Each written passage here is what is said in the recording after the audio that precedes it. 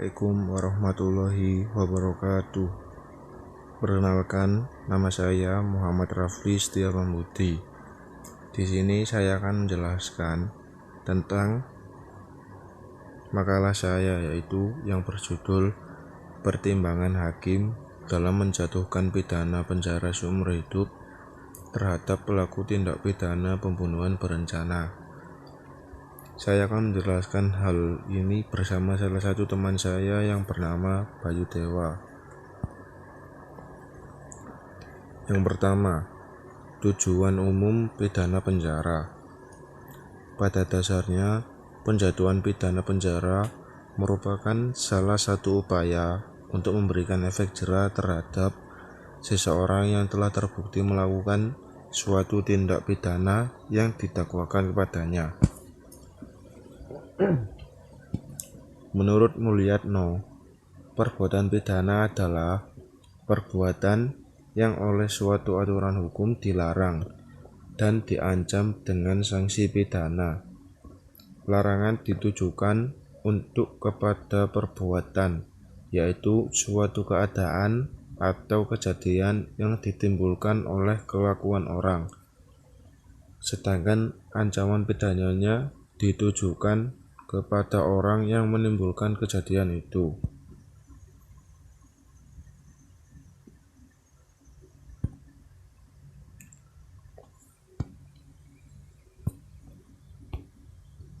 Dari seluruh ketentuan KUHP yang memuat tentang delik kejahatan 587 pidana penjara, tercantum di dalam 575 perumusan delik, baik dirumuskan secara tunggal atau dirumuskan secara alternatif dengan pidana lainnya.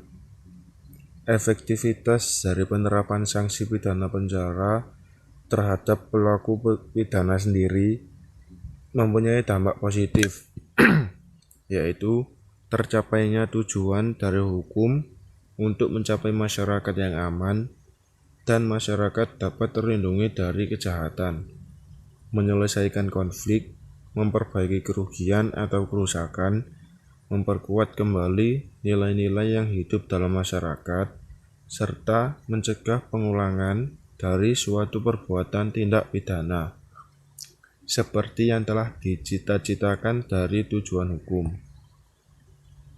Yang kedua, tinjauan umum tentang tindak pidana pembunuhan berencana dan proses pembuktian dalam perkara pidana. Pembunuhan berencana diatur dalam pasal 340 Kitab Undang-Undang Hukum Perdata yang menyatakan bahwa barang siapa dengan sengaja dan dengan rencana terlebih dahulu merampas nyawa orang lain diancam karena pembunuhan dengan rencana dengan pidana mati atau pidana seumur hidup atau selama waktu tertentu, paling lama 20 tahun. Menurut Laden Marpaung, pembunuhan berencana adalah pembunuhan dengan rencana terlebih dahulu diperlukan saat pemikiran dengan tenang. Pada pasal 183 Kitab Undang-Undang Hukum Pidana menyatakan bahwa hakim tidak boleh menjatuhkan pidana kepada seorang kecuali apabila kurang dengan sekurang-kurangnya 2 alat bukti yang sah. Ditambah, ia memperoleh keyakinan bahwa suatu tindak pidana benar-benar terjadi dan terdakwalah yang bersalah melakukannya. Yang ketiga, faktor-faktor yang menyebabkan orang dapat melakukan suatu tindak kejahatan seperti pembunuhan berencana. Berdasarkan hasil wawancara dengan Asep Koswara, Sarjana Hukum MH, Hakim Pengadilan Negeri Sleman, faktor-faktor yang menyebabkan orang dapat melakukan suatu tindak kejahatan di luar batas akal sehat manusia, seperti pembunuhan berencana antara lain. Yang pertama, faktor lingkungan. Lingkungan adalah tempat seseorang melakukan interaksi antar individu dengan individu lain. Oleh sebab itu, lingkungan memiliki pengaruh yang sangat besar terhadap pola pikir dan sikap seseorang. Selanjutnya akan dilanjutkan oleh teman saya Bayu Dewa. Assalamualaikum warahmatullahi wabarakatuh. Saya Bayu Dewa dari Prodi Ilmu Hukum Universitas Islam Negeri Sunan Ampel, Surabaya. Saya akan melanjutkan penjelasan dari teman saya yang bernama Rafli yang telah menjelaskan tadi. Sebelum itu, saya akan menjelaskan ulang agar tidak terpotong penjelasannya. Yang C, faktor-faktor yang menyebabkan orang dapat melakukan suatu tindak kejahatan seperti pembunuhan berencana.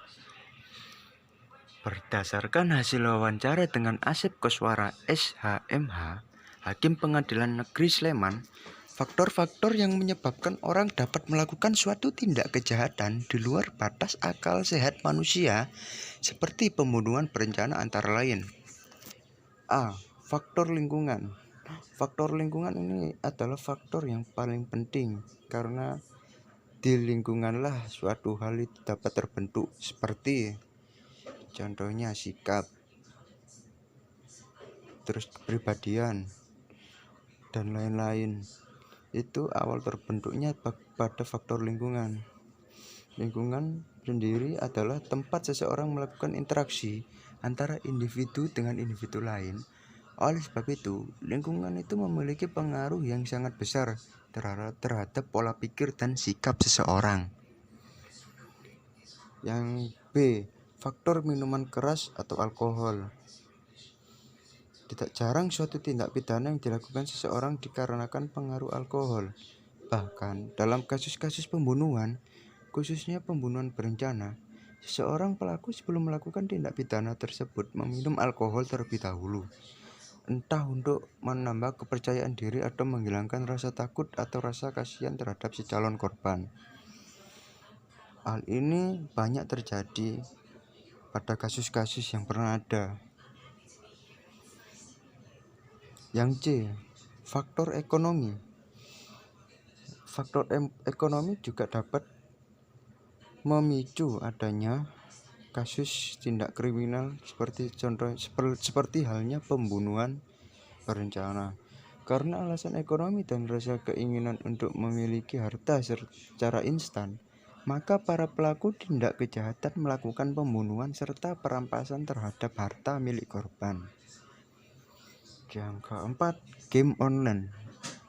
Tidak jarang pemain video game mengidolakan suatu karakter yang terdapat di dalam game tersebut, sampai ia meniru pakaian, gaya, cara bersikap, dan berperilaku dalam pergaulan sehari-hari. Bahkan seorang rela melakukan apapun untuk hal tersebut. Oleh karena itu, game online itu juga sangat ada manfaat negatif dan baiknya. Tapi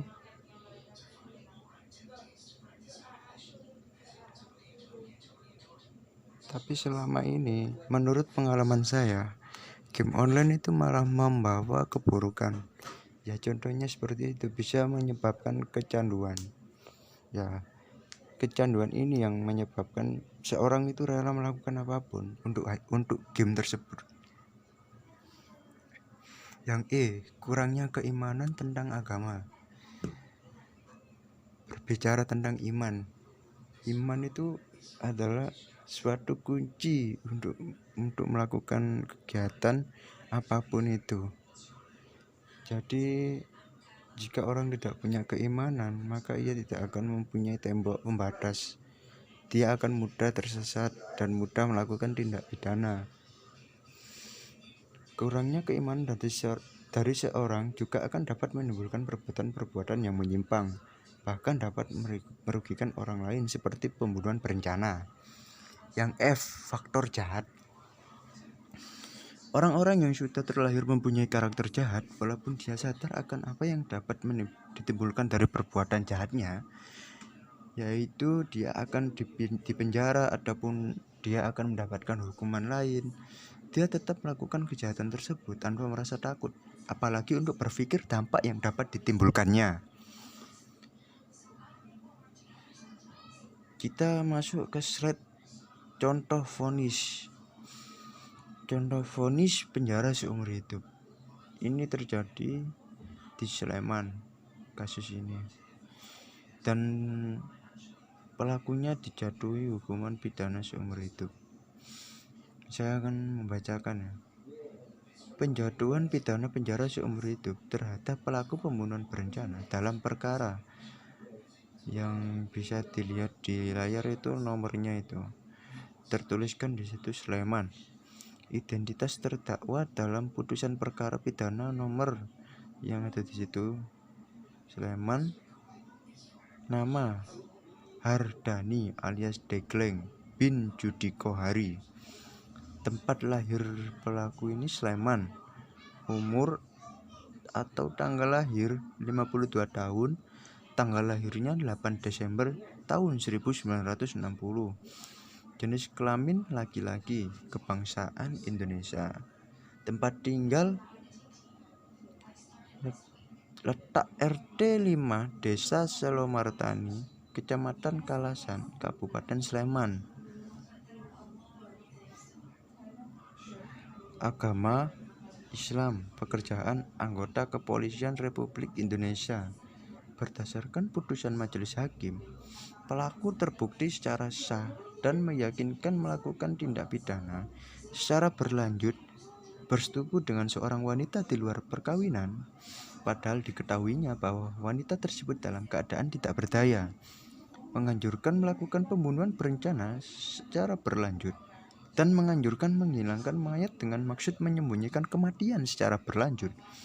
Oleh karena itu, majelis hakim menjatuhkan pidana seumur hidup kepada terpidana. Ya, kita menuju slide terakhir, yaitu kesimpulan.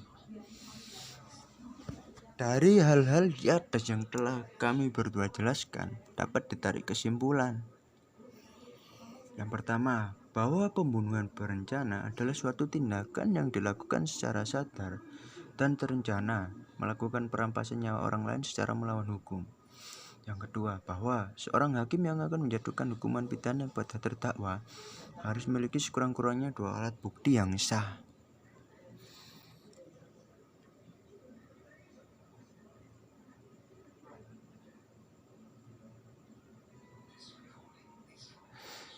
Dan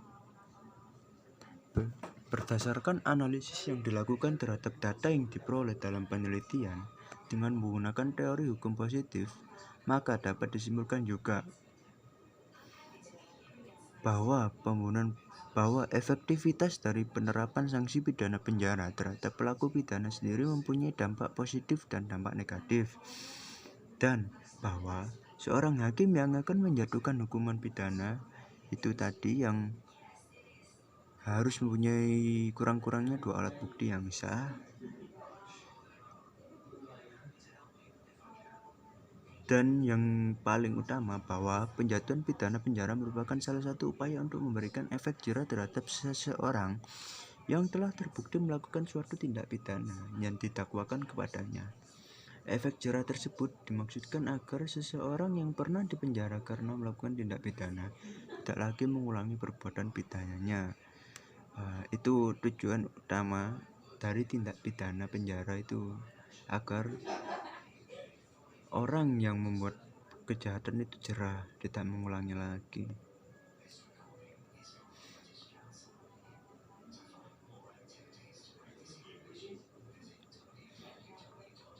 Dan dapat disimpulkan juga dari hal-hal di atas, faktor-faktor yang menyebabkan orang dapat melakukan suatu tindak kejahatan di luar batas akal sehat manusia seperti pembunuhan berencana antara lain: A. Faktor lingkungan. Yang kedua, faktor minuman keras atau alkohol. Yang C. Faktor ekonomi. Yang D. Game online. Yang E. Kurangnya keimanan tentang agama. Yang F. Faktor jahat. Sekian dari penjelasan kami. Mohon maaf jika dalam penjelasan tadi ada kesalahan kata yang disengaja maupun tidak disengaja. Ya, namanya manusia pasti tidak luput dari kesalahan. Saya, Bayu Dewa, dan teman saya tadi, Muhammad Rafli Setia Pambudi, Terima kasih. Wassalamualaikum warahmatullahi wabarakatuh.